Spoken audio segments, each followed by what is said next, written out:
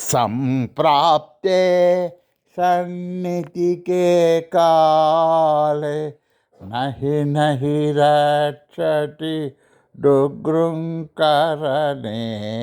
भज गोविन्दं भज गोविन्दं गोविन्दं भज मूढमते पुनरपि जननं पुनरपि मरणं पुनरपि जनने जठरे शयनम् इह संसारे बहुदुस्तारे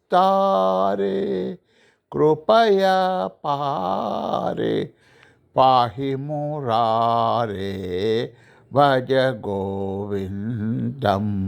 भज गोविन्दं गोविन्दं भज मूढमते।